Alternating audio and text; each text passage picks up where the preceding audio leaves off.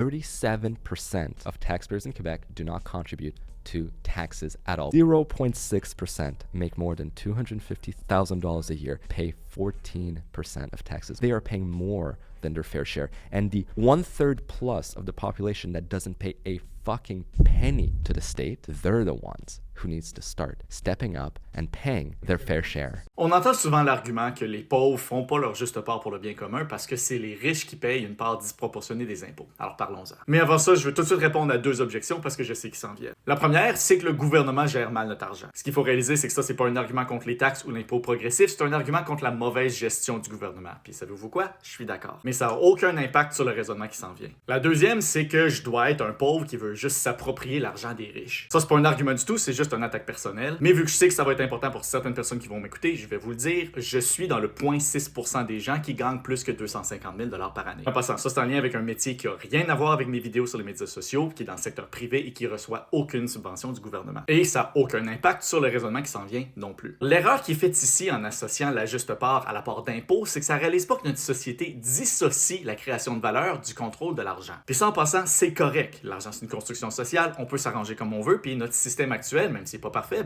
il fonctionne. Mais si on revient à moi par exemple, si je gagne autant d'argent, c'est parce que j'exerce un métier qui, selon l'offre et la demande, est très bien payé. Mais pour exercer ce métier-là, j'ai besoin de me nourrir, me loger, m'habiller, de recevoir une éducation, d'être soigné quand je suis malade et j'en passe. Toutes ces choses-là, c'est du travail qui est fait par d'autres personnes qui contribuent autant à ma capacité de produire de la valeur que mon propre travail. C'est juste que, de la façon qu'on organise notre société, le contrôle de la représentation de cette valeur-là, l'argent, n'est pas distribué également à tout le monde, mais largement entre mes propres mains. Encore une fois, ça c'est juste le résultat des forces du marché et pas des sources de création de valeur totale. Il faut surtout pas faire l'erreur de penser que les autres personnes qui ont contribué à cette chaîne de valeur-là n'ont pas contribué leur juste part juste parce qu'ils n'ont pas un contrôle ultime sur l'argent qui est généré. Penser que les autres contribuent pas à la création de valeur collective juste parce que c'est pas eux qui accumulent l'argent à la fin, c'est un peu comme dire que les racines contribuent pas au bien-être de l'arbre parce que c'est juste les branches qui produisent des fruits. Penser de même, ça fait mourir un arbre. Puis si ça arrive, c'est les branches qui vont être les premières à tomber.